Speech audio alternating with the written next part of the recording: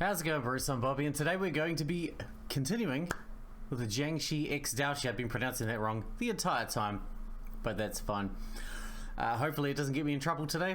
It kind of toned down a little bit in the last one, which is nice. I'd like to keep seeing that downward trend if we can. You know, so YouTube doesn't nuke my channel or whatever. Anyway, Ling Ling opened her eyes. The sight of an unfamiliar ceiling flooded her vision. That's right, she got shot, right? The room she was in resembled an expensive hotel suite and came equipped with all sorts of high-quality furniture. As for Ling Ling, she lay in a huge bed in the center of said room. Where am I?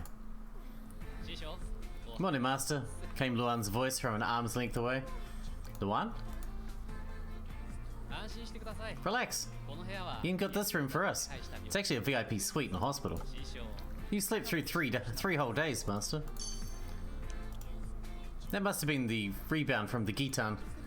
It might not have left me trapped in the Taiji, but the danger it put me in was all too real. What does VIP mean, though? Ling Ling placed a palm on her lower abdomen. The path to Taiji that opened back then is closed. It would appear it still wasn't enough. At that moment, Ling Ling's stomach let out a vicious growl. Oh. Well, let's go something to eat, for starters. Anything you want? I want that thing you mentioned earlier. Something with fried shrimp and mayonnaise.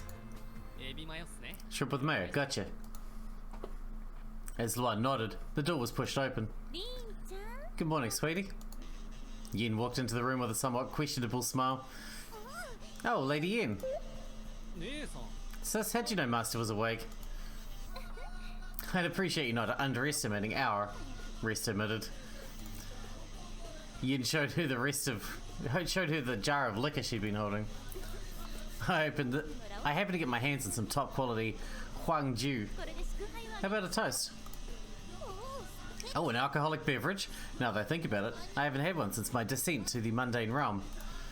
Ling Ling, her expression turning yearnful, made an audible gulp. But then a doctor entered the room.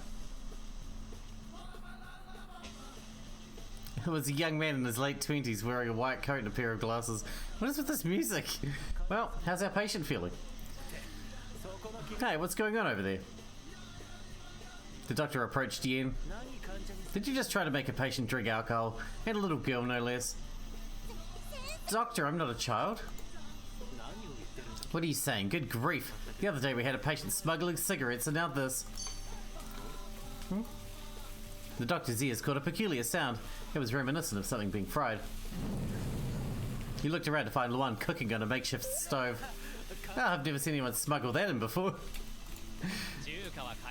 A good fire is the lifeblood of fine Chinese cuisine. Chinese cuisine? What are you all thinking? We have rules in here. Relax, Doctor. Here, have a cup. It'll help. Yen forced a cup of Huangju into the doctor's mouth. It slid down his throat and warmed his entire body. The doctor fell silent for a moment and simply stared vacantly into the air, and then... Screw the rules, we're getting drunk tonight. Wow, I like your outlook, Doctor. Yen met the doctor's sudden transformation with a broad smile. What's going on in here? Hey, long time no see. The two Jiao sisters shuffled into the room carrying a basket of apples. Infa caught a glimpse of the doctor chugging Huangju straight from the jug and breathed a sigh.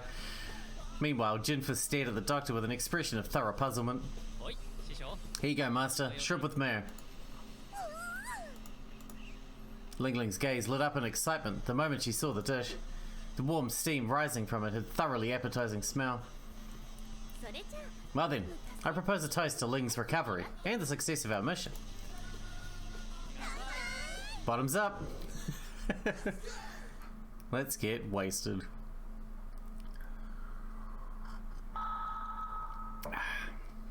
Late into the night after the festivities were all over, the doctor secretly left Ling Ling's room.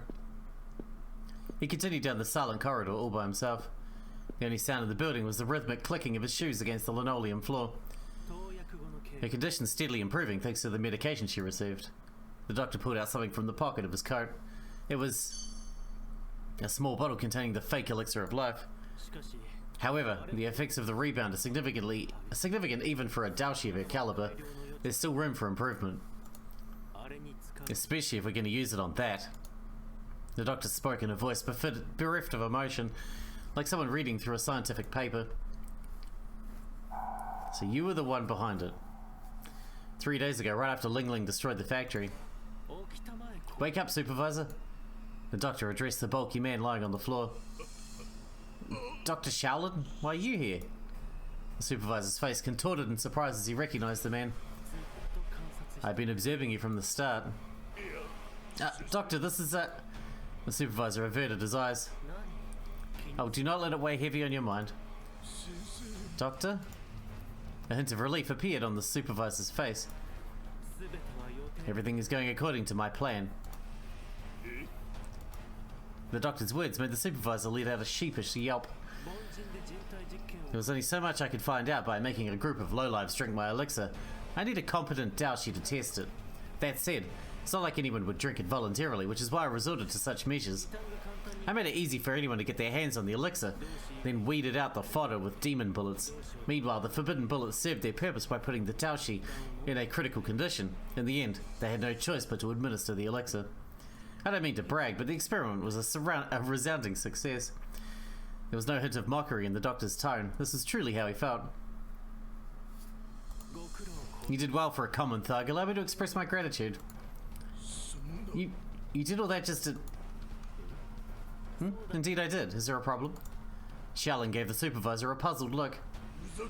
Fuck you. And who are you calling a common thug anyway? Who the hell do you think you are? I've had it with your insults. With that, the supervisor pulled out a bottle filled with the fake elixir of life and downed its contents. His broken wrist healed back up in an instant. He threw a punch, fierce as a cannonball, at the nearby concrete wall and shattered it to pieces. I see. Taichi has enhanced your body. You too possess a bit of Senkotsu, the talent for becoming a Shan. Shaolin merely observed the other man with a look of curiosity. I'll fuck you up. The supervisor launched his fist at the doctor, which the latter effortlessly caught with one hand. What? The supervisor's body got pushed backwards until he got plastered to the wall behind him. It was a display of overwhelming power. The doctor possessed the strength of a hydraulic press. Shaolin twisted his arm, guiding the supervisor's fist into his own face. 4 fists of Suzanne. Strength.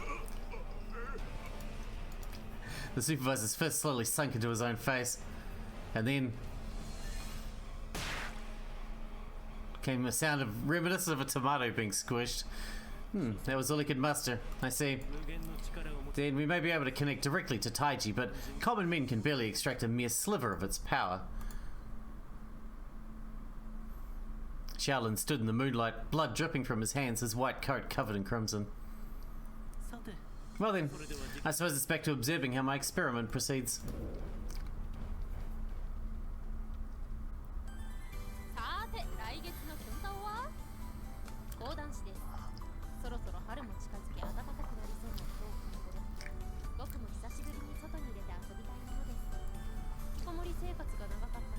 What the hell does that have to do with the story?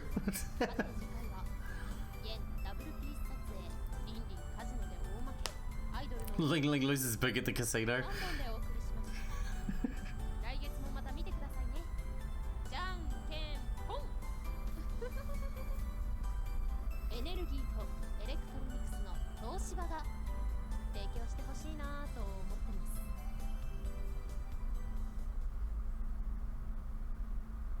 I see. To be continued? Like actually this time? Yes. Alright, we reached the actual end. So this is going to be a short episode. Apologies for that. So episode 3 is available now.